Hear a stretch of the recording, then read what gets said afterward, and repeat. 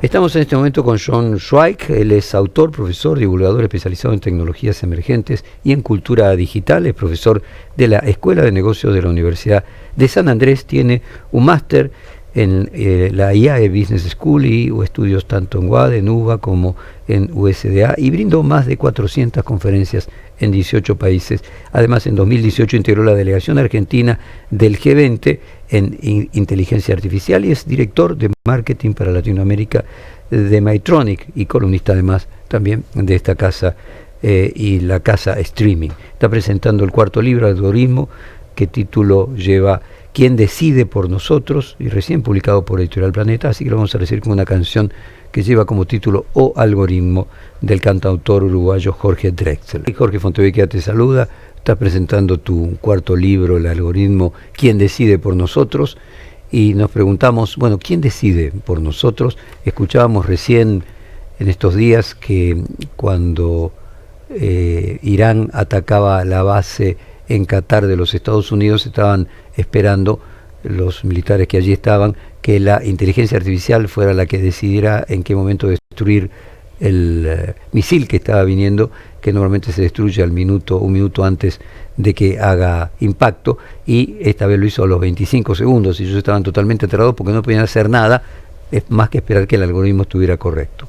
¿Quién decide por nosotros entonces? Buen día, Jorge, gracias por el espacio, y qué mejor que arrancar con Drexler diciéndonos todo esto, que parece una canción que es en realidad un diagnóstico, ¿no? Porque hoy el algoritmo no solo nos recomienda o decide por nosotros, sino que también edita las realidades, yo creo que los deseos y hasta las creencias de lo que estamos viviendo, ¿no? Hoy hablar de algoritmos es hablar de poder y de un nuevo poder, porque cuando un sistema organiza lo que vemos, lo que consumimos y hasta lo que creemos, estamos discutiendo cómo se estructura la sociedad. Yendo al tema de la guerra en Medio Oriente, vemos que el conflicto parece ojalá que desescalar, pero la guerra algorítmica sigue, ¿no? Entonces estamos viviendo hoy en día, los ejércitos también hoy en día son de datos y de percepciones, y esto lo podemos vincular como el algoritmo, como yo lo entiendo, como una arquitectura social oculta, porque ya no solamente son leyes o instituciones, es el código, son fuerzas invisibles que determinan todo lo que estamos eligiendo políticamente constantemente. A ver, entonces, para ponerlo en términos concretos, cuando uno mira que la Marina de Irán es 10 veces la Marina de Israel, que en la cantidad de soldados esto aún se multiplica. Irán es un país de 100 millones de habitantes. Finalmente Israel, con muchísimo menos, pero con tecnología, logra vencerlo. Es decir, estamos en un punto a partir del cual la tecnología cambia incluso la relación de poder militar en el mundo. Yo siento que sin lugar a dudas estamos viviendo un lugar donde la tecnología cambia todo, y de alguna forma yo siento que la tecnología no solamente multiplica las asimetrías, ¿no? Y lo mismo pasa en el algoritmo que usamos todos los días. No importa cuántos seamos, importa que están organizando, qué sistema están organizando la partida, ¿no? Entonces yo siento que hoy en día la tecnología y los algoritmos no solamente nivelan el poder, sino que lo rediseñan. Y yo siento que hoy en día estamos viviendo lo que se llama para muchos un alfabetismo algorítmico, ¿no? Porque si en el siglo XX antes era no saber leer, hoy es no entender cómo esos sistemas de alguna forma filtran nuestra realidad, y sin ese entendimiento uno pierde poder, entre otras hipótesis que yo planteo en el libro, ¿no? Entonces sí, sin lugar a dudas siento que de alguna forma que multiplican asimetrías en ese sentido. Yo recuerdo que hace no mucho tiempo, cuando además te conocí, uno de los temas interesantes era enseñar a programar, que así como se enseñaba a leer en el siglo XXI, en la segunda década del siglo XXI, había que enseñar a programar.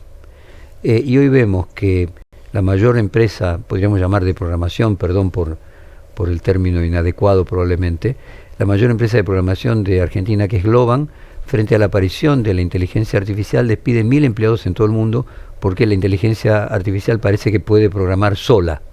Me gustaría entender qué cambió respecto de la importancia de saber programar y si finalmente la inteligencia artificial hace que un conocimiento que antes tenía un valor enorme pase a no tenerlo.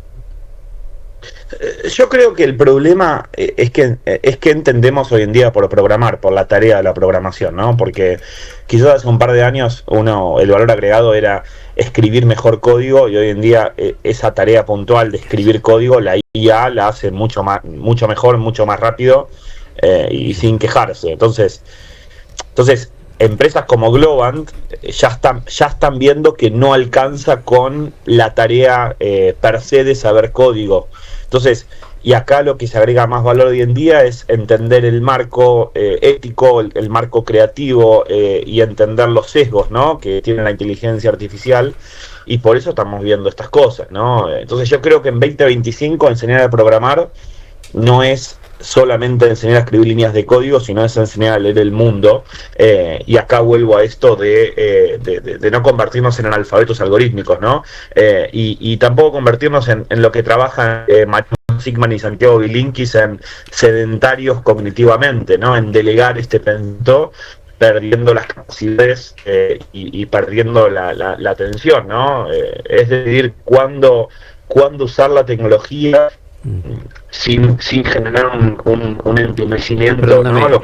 Usando la tecnología. John, te están moviendo y no te empezamos a escuchar. Se te cortaba la voz. Te estabas moviendo con un celular. Estás allí, ahora directamente lo perdimos. ¿Ahora me escuchan? Ahora te escuchamos. Ahora. Te escuchamos. Ahí está. No, hablaba un poco esto de que no convertirnos en sedentarios cognitivamente, y las compañías creo que lo están viendo eso también. ¿Y qué significa eso desde el punto de vista de no ser analfabeto algorítmicamente? Es decir, ¿qué es lo que tendría que hacer la sociedad para no ser analfabeto algorítmicamente? Y me parece que tomar conciencia de cómo estos sistemas empiezan a influir en la forma en la cual nos vinculamos, en la forma en las cuales se gestiona el poder, ¿no? Vemos por ejemplo, vinculado a la condena de Cristina Fernández de Kirchner, hay una otra vez, está todo amplificado algorítmicamente, ¿no? La demonización del adversario, la narrativa libertaria. Entonces, yo siento que la polarización no se genera sola, el algoritmo la refuerza. Eso es como un caso, ¿no?, puntual. Los algoritmos hoy en día dirigen las escenas políticas, escenas económicas, las narrativas sociales. Entonces, para no convertirnos en analfabetos algorítmicos, tenemos que de alguna forma tomar conciencia de cómo funcionan todos estos sistemas que operan por detrás, y no caer también en una colonización algorítmica, ¿no? Porque estamos viviendo una guerra por nuestra atención tan grande, que antes te conquistaban territorios y hoy te conquistan tu atención, ¿no? Entonces, saliendo, ¿no?, de esa ilusión, porque hay algo, Jorge, que pasa, que los algoritmos son muy apetecibles, los algoritmos son muy perfectos, son muy fáciles de digerir, ¿no? El tema es que estamos cediendo por esa facilidad, ¿no? O por esa forma, ¿no? Son muy gustosos. Ahora, ¿qué estamos cediendo al respecto? Estamos encerrándonos cada vez más, estamos perdiendo la libertad, estamos afectando hoy en día a la democracia en ese sentido, ¿no? Entonces, y otra vez, hay un tema de responsabilidad de la regulación, de la alfabetización y la necesidad de comprender que estos sistemas son infraestructuras de poder, sin lugar a dudas. ¿Sabes qué me viene a la mente? Para manejar un auto, una persona necesita saber cómo funciona. Y la revolución industrial, que ponía en funcionamiento nuevas maneras de producir, no requerían que los gerentes de las plantas de producción supiesen exactamente cómo funcionaba el interior de la máquina. ¿Qué es lo que deben conocer las personas? Porque todas no tendrían que estar estudiando computación, digitalización. En líneas generales sería como que para ser analfabeto no tendría que ser, para ser alfabetizado no tendría que ser necesario ser un experto. ¿Cuál es el nivel de grado de conocimiento nuevamente que es necesario para que una sociedad funcione y la gente se dedique a muchas otras cosas además de construir algoritmos? Sí, yo creo que el primer paso, que va a ser un poco polémico, es volver a recuperar las cosas humanas. Es volver a recuperar el pensamiento crítico y no dejarnos llevar por esta facilidad, ¿no? Por esto tan... eh, Hoy en día no es que necesitamos un registro algorítmico, ¿no? Pero tenemos que tener cierto nivel básico. Yo creo que desde la escuela primaria hay que entender cómo operan, qué es el bienestar digital. Yo hablo mucho del concepto de dieta digital, ¿no? Nos preocupamos de cómo entrenamos, de qué comemos, de qué dejamos de comer, pero ¿hay alguna conciencia de cómo nos estamos alimentando en el ámbito digital? Entonces, y hay algo acá, lo mínimo que tendríamos que saber todos es que los algoritmos no son neutrales, que tienen sesgos, que tienen ideologías, que editan lo que vemos y lo que no entendemos no lo podemos controlar, ¿no? Entonces, yo siento que si no sabemos cómo funcionan mínimamente, vivimos en piloto automático y así es como hoy en día le das las llaves de un auto a cualquiera, ¿no? Ujú. Entonces yo no creo que deberíamos darle nuestras llaves de la percepción y atención a un sistema que no entendemos. Entonces, eh, nadie está diciendo que todos tengamos que ser programadores o expertos en inteligencia artificial, pero hay que entender que hay un motor, que hay frenos, que si no le pones nafta no anda, y que si no respetás las señales te estrellás, podés matarte o podés matar al de al lado, Y ¿no? traducinos eso, cuál es el freno, la que necesita nafta, que hay un volante, cuál sería el equivalente del nivel de conciencia. De lo que estás hablando, me parece más que alfabetización, es de conciencia. ¿Cuál es el nivel de conciencia necesario para ser un ciudadano actualizado en la tercera década del siglo XXI? Sí, me gusta mucho la metáfora. Ujú, Yo siento que el freno que tenemos ujú, es nuestro pensamiento crítico, ujú. porque si no frenamos, seguimos de largo, sin cuestionar lo que vemos. En los algoritmos el freno es parar, preguntarnos por qué nos está mostrando esto, quién lo eligió.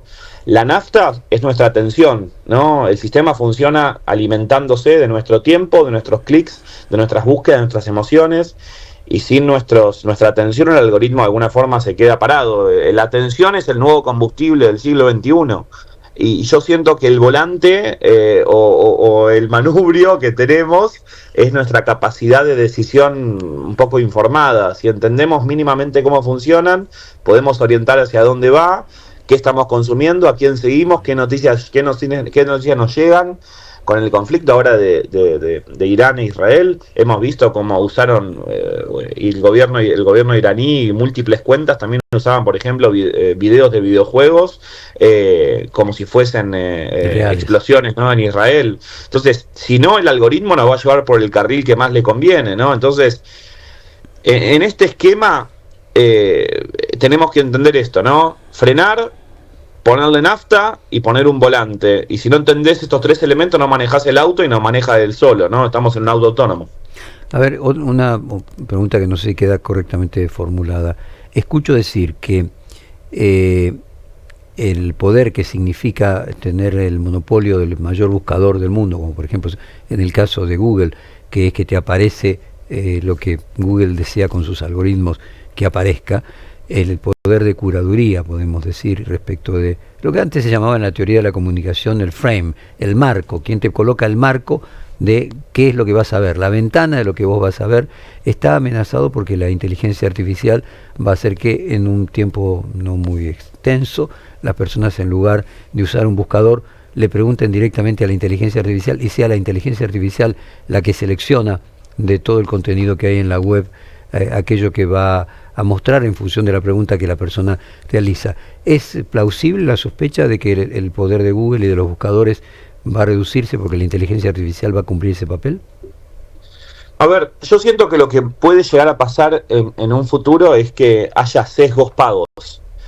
O haya una obligatoriedad de aclarar cuando un sesgo es pago. Si yo le pregunto hoy en día a ChatGPT cuál es la mejor cafetería del barrio de Barracas de la Ciudad Autónoma de Buenos Aires, y me lo va a hacer por un tema estadístico, por un tema también de probabilidad, pero quizás en un futuro haya un modelo publicitario que yo le pueda pagar a ChatGPT para que diga, che, cuando pregunten esto, recomendame esto, como hoy en día pasa con Google. Exacto, el patrocinado, el famoso patrocinado que aparece entonces, arriba. El famoso patrocinado, entonces quizás haya sesgos patrocinados.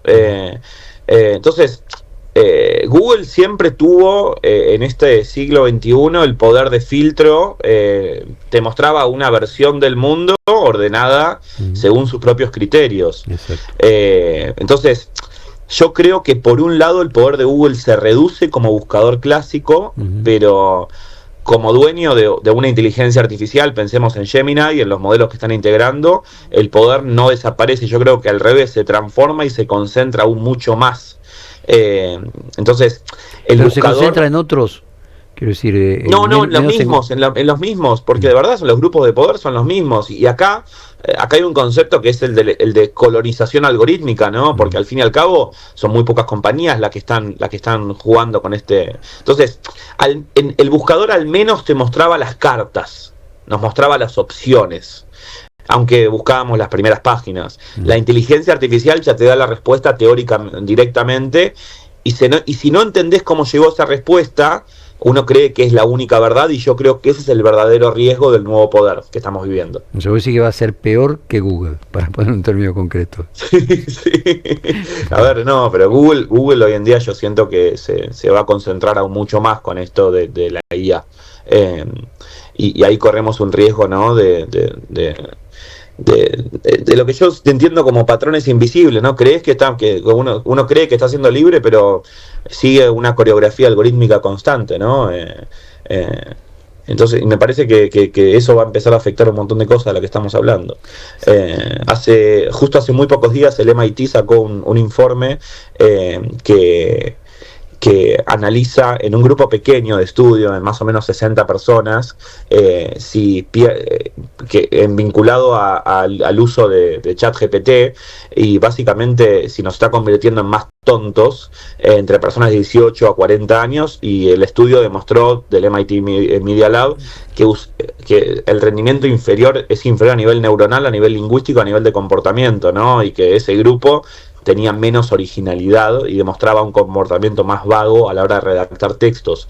Entonces, en una sociedad que nos exige cada vez más productividad, la inteligencia artificial pareciera estar quemándonos el cerebro en este mismo...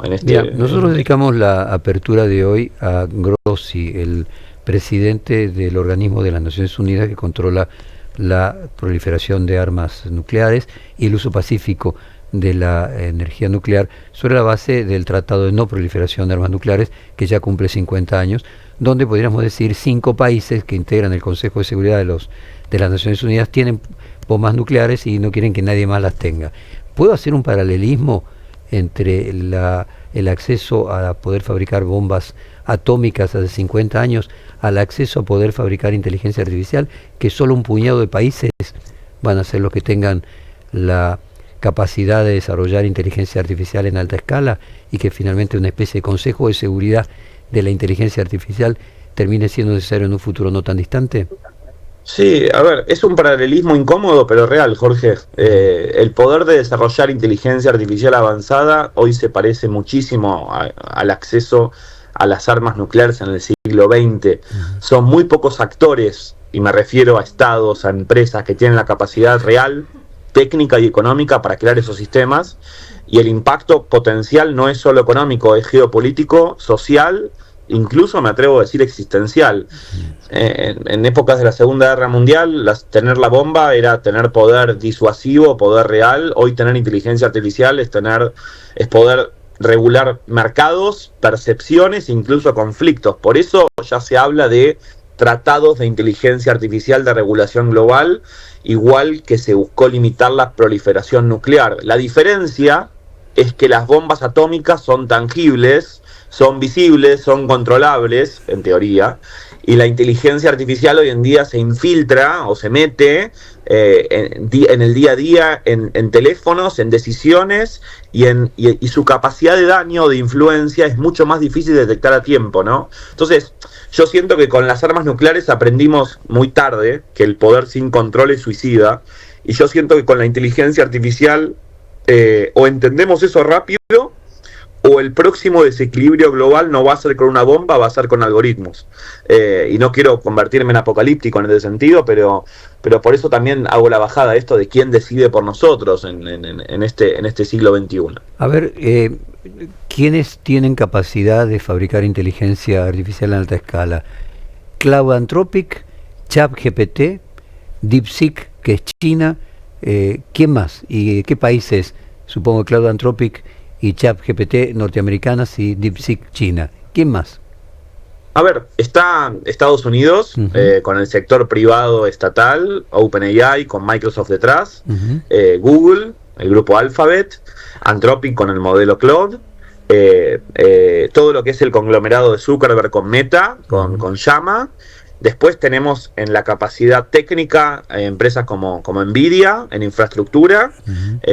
Y pero esa fabricación, después tenemos, si no entiendo mal, de chips. De chips, claro, en infraestructura y todo lo que es chips.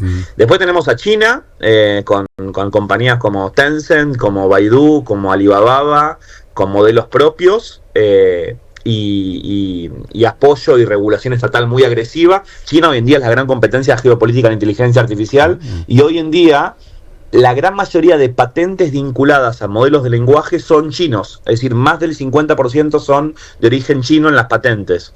Y después tenemos a la Unión Europea, que Europa no compite en modelos gigantes a la par de Estados Unidos o de China, sí lidera en cuanto a regulación, y algunas universidades. Después tenemos algunos actores incipientes que son interesantes para observar, como la India, o Emiratos Árabes, o Israel, con mucha IA en defensa y ciberseguridad, pero no en modelos abiertos de uso masivo. Pues son modelos abiertos de uso masivo, sí. Además de los que mencionaba recién, Cloud, ChatGPT, DeepSeek. ¿Cuál otro?